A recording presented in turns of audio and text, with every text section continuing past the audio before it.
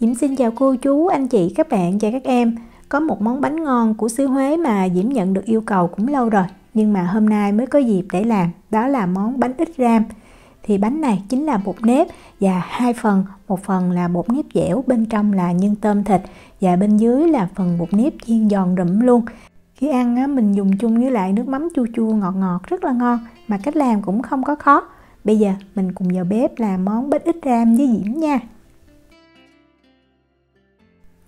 Đầu tiên mình sẽ đi làm phần tôm cháy trước. Thì tại vì cái công thức này nó cũng ít đó, vì vậy Diễm dùng chỉ 80 gram tôm thôi. Nếu mà mình không có cân á, thì mình dùng 5 con tôm. Tôm này nó có cái size là 16-20 nha. Diễm lấy một cái tép tỏi và mình sẽ đập cho cái tép tỏi này dập. Sau đó mình cho vào trong tôm, mình ướp cho tôm nó thơm hơn. Mình cho vào thì mình bóp nhẹ như vậy và mình để cho tôm nó nghỉ khoảng 10 phút ha. Sau 10 phút á, thì mình sẽ bắt một cái chảo, rồi mình cho tôm á, với lại tỏi này vào trong chảo. Bật bếp lên á, thì mình sẽ để cái lửa lớn nha. Và lúc này á, mình giống như là mình cháy tôm gì đó, mình làm cho tôm nó chín. Như vậy giúp tôm nó giữ được cái độ ngọt. Nếu mà mình hấp á, thì nó sẽ ra cái nước ha. Mình làm như vậy nước nó ra, sau đó nó rút vô lại thì làm cho cái thịt tôm nó giữ được cái vị ngọt.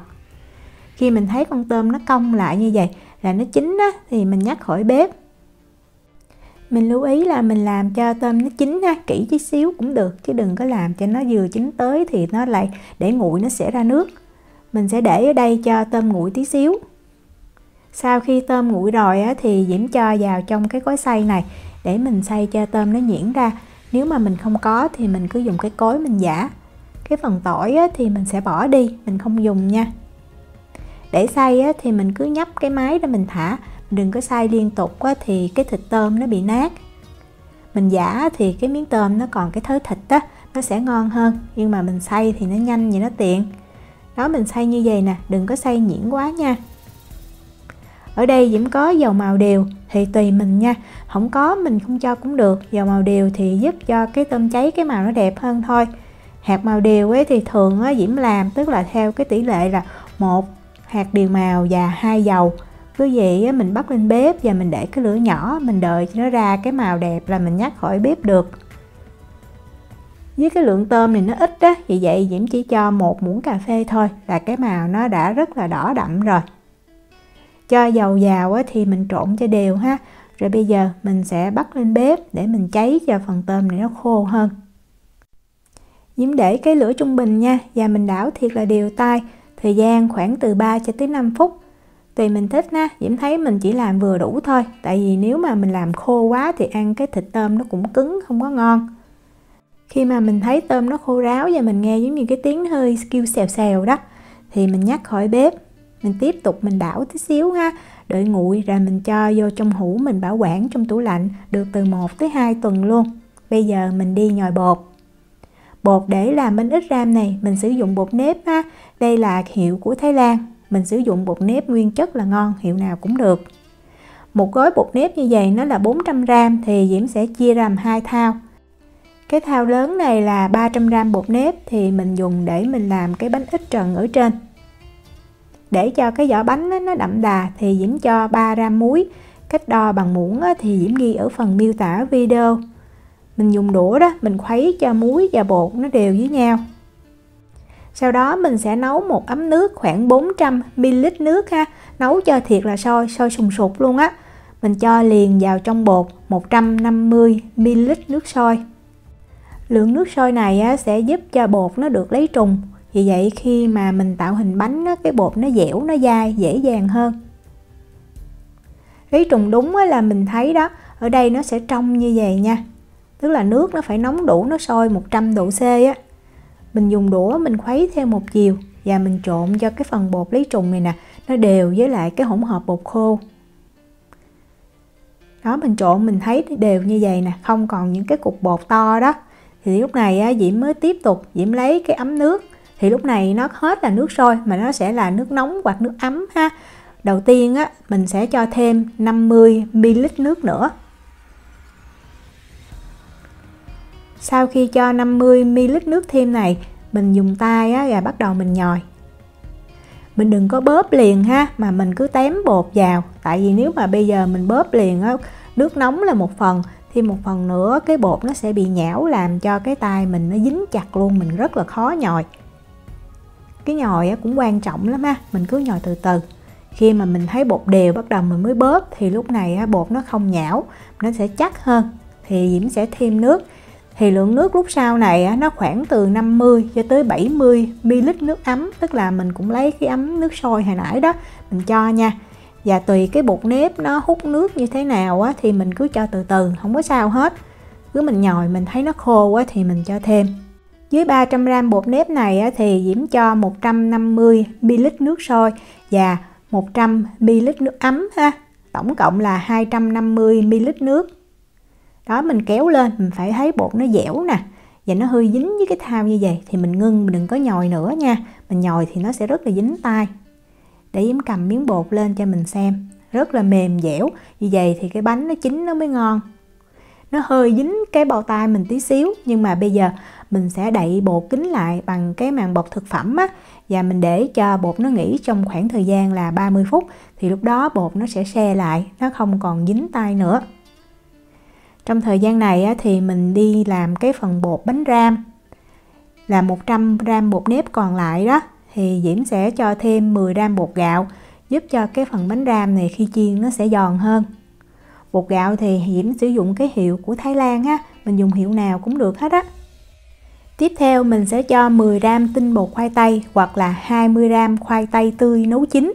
Thì Diễm thấy mình cho khoai tây tươi nấu chín cái bánh nó sẽ giòn, nó xốp hơn là mình cho tinh bột khoai tây. Nhưng mà để làm cho nhanh thì mình sử dụng tinh bột khoai tây cũng được, nó rất là giòn.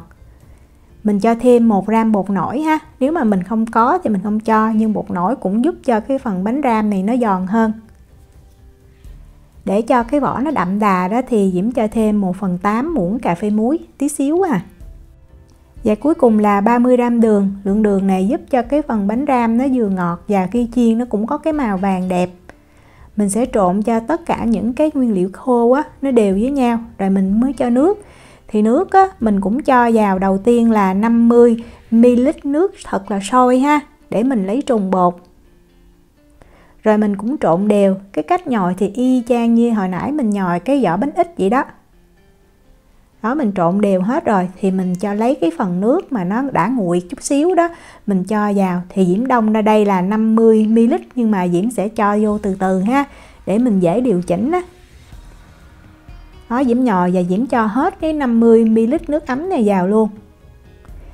Cái bột này thì nó sẽ chắc hơn cái vỏ bánh ít tí xíu nha. Rồi mình cũng lấy cái màng bọc thực phẩm mình đậy kín lại để cho bột nghỉ 30 phút. Bây giờ mình đi làm nhân bánh thì nhân nó có tôm và thịt. Thì tôm người Huế thường sử dụng tôm có vỏ, cái vỏ nó mềm, nhưng mà nhà Diễm cũng thích ăn vỏ. Vì vậy Diễm sử dụng tôm to như vậy luôn, là 10 con ha. Cái kích thước tôm này là 16-20. Thì lột vỏ ra hết rồi Diễm cân được là 160g. Mình nên lột vỏ rồi mình lấy cái chỉ đen ở lưng tôm ra cho sạch nha. Thịt thì Diễm sử dụng 200g thịt nạc dăm hay là thịt nạc vai. Nếu mà mình thích ăn béo thì mình sử dụng thịt ba rọi cũng được. Miếng thịt này nè, Diễm sẽ cắt ra thành từng cái miếng nhỏ để mình ram ha, cho nó thấm và lúc mà mình gói nó cũng dễ dàng hơn. Đó, cái độ dày nó khoảng 1cm là được. Con tôm này nó hơi to đó, vì vậy Diễm sẽ cắt đôi nó ra. Nếu mà mình có tôm nhỏ hơn thì mình sử dụng 20 con. Mỗi cái bánh thì mình dùng nguyên một con tôm luôn. Bắt cái chảo lên bếp Diễm cho vào 1 muỗng canh dầu màu điều. Nếu không có thì mình cho dầu ăn bình thường. 1 muỗng canh hành tím băm, 1 muỗng canh tỏi băm. Và mình để cái lửa lớn, mình sẽ phi cho cái hành và tỏi này nó có cái mùi thơm. Khi mà mình thấy thơm đó thì mình sẽ cho thịt mình đã cắt vào. Lúc này mình hạ xuống lửa trung bình nha. Mình đảo sơ thịt và mình nêm nếm. Diễm cho vào 1/5 muỗng cà phê muối. Đừng có cho nhiều, nó sẽ bị mặn ha. 1 muỗng cà phê đường, 1/2 muỗng cà phê bột nêm gà. Nếu không có bột nêm gà thì mình sử dụng bột nêm thường hoặc mình cho bột ngọt cũng được. Rồi bây giờ mình sẽ rim cái phần thịt này, đảo thật là đều. trong thời gian là khoảng 5 phút ở cái lửa trung bình. Lúc này mình sẽ thấy nước thịt nó chảy ra và nó sệt như vậy. Thì mình cứ để yên ha. Mình rim cho tới khi mà mình đảo, mình thấy cái dầu bắt đầu nó trong á, nước thịt nó rút trở lại vào trong cái miếng thịt á. Để Diễm đảo lên cho mình xem. Cái này là khoảng 5 phút nè. Đó, cái dầu nó đã trong như vậy. Thì lúc này á, mình mới lấy tôm mình cho vào và mình để cái lửa lớn lên nha. Diễm để số 9. Cho tôm vào thì mình đảo thiệt là đều, khoảng từ 1 cho tới 2 phút cho tôm nó chín và nó săn chắc lại. Mình để lửa lớn như vậy để nước tôm nó không có ra nhiều quá, nó giữ được cái vị ngọt. Mình kiểm tra, mình thấy con tôm cái thịt nó chắc cứng á, là được ha. Đó, Diễm ấn vào thử, Diễm thấy nó chắc rồi nè. Thì mình nêm vào 1/2 muỗng cà phê tiêu. Đảo thêm khoảng 15 cho tới 20 giây nữa cho tiêu nó đều á, rồi mình nhắc khỏi bếp liền ha. Nhắc khỏi bếp á, thì mình cũng tiếp tục mình đảo thêm tí xíu.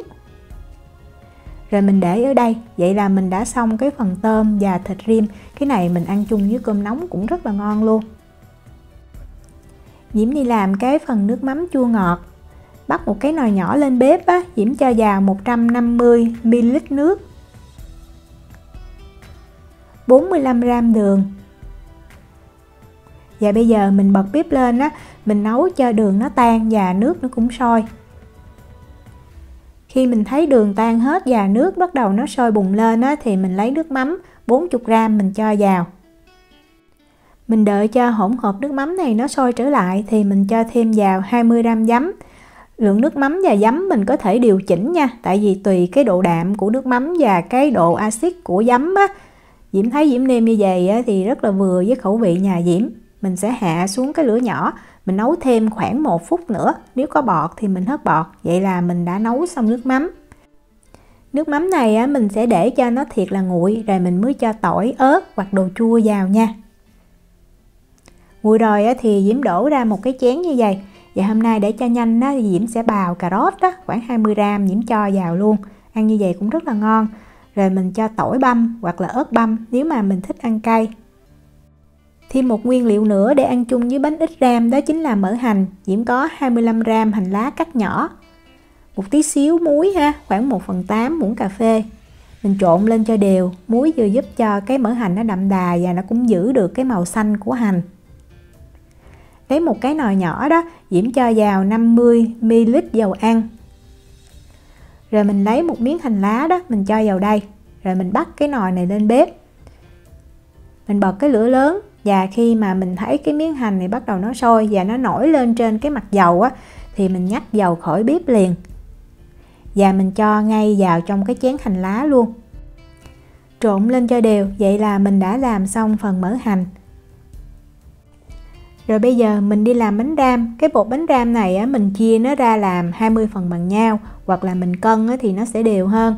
Mỗi cái viên bột á, nó khoảng 10 g. Đó, cầm viên bột lên. Thì mình bóp tí xíu cho nó mịn trở lại. Rồi mình xe cho nó tròn. Mình dùng cái mu bàn tay mình đó, mình ấn cho nó dẹp xuống như vậy. Rồi Diễm lấy cái nĩa đó, Diễm xăm vài cái để cho khi mà mình chiên á, nó không có bị phồng lên. Mình xăm đều cả hai mặt luôn nha. Mình có thể làm sẵn rồi mình chiên một lượt, hoặc là mình vo từng viên bột mình chiên luôn cũng được. Nhiệt độ dầu để chiên là 170 độ C, 338 độ F. Bếp Diễm có 9 số thì Diễm cứ để số 6,5 Diễm chiên. Và mình chiên ở cái lửa trung bình này trong khoảng thời gian từ 5 tới 7 phút. Nếu mà mình muốn chiên sẵn á, xong mình cất tủ đông đá á, thì mình chiên cho nó vừa vàng như vậy nè. Mình vớt ra, khi mà ăn á, thì mình cho vào trong nồi chiên không dầu hoặc là mình chiên lại rất là giòn. Còn nếu mà mình ăn liền đó, thì mình sẽ chiên cho nó vàng luôn, là như vậy. Cái phần bánh ram này thì nó rất là giòn, giòn rụm luôn á. Để hấp phần bánh ít á, thì Diễm sử dụng cái xửng tre có đường kính là 28 cm. Và Diễm cắt một cái tờ giấy nướng bánh không cần cắt lỗ nha. Mình sẽ lót bên dưới. Bột của phần bánh ít này á, thì mình chia nó ra làm 20 phần bằng nhau. Hoặc là nếu có cân á, thì mình cân 25 g một phần ha. Mình cầm viên bột lên và mình cũng bóp tí xíu cho bột nó mịn trở lại. Sau đó mình sẽ xe cho viên bột nó tròn. Rồi mình sẽ làm cho bột nó dẹp ra. Đó, vừa xoay vừa dùng ngón cái với ngón trỏ đó, làm cho nó dẹp, đừng có dẹp quá ha. Rồi mình lấy thịt á, tùy miếng to hay nhỏ, nếu miếng nhỏ thì là 2 miếng. Rồi mình lấy tôm mình cho lên. Rồi mình kéo bột mình túm lại, rất là dễ. Cái bánh này á, thực ra mình không phải làm cho nó tròn trịa ha, tại vì cái phần nhân nó đâu có tròn đâu. Vì vậy mình chỉ cần túm bột kính là được, nó hở tí xíu cũng không sao. Cái bột này nó phải mỏng nó mới ngon, tại vì nếu mà bột dày quá ăn rất là ngán. Mình có thể xe lại tí xíu cho nó tròn như vậy là được.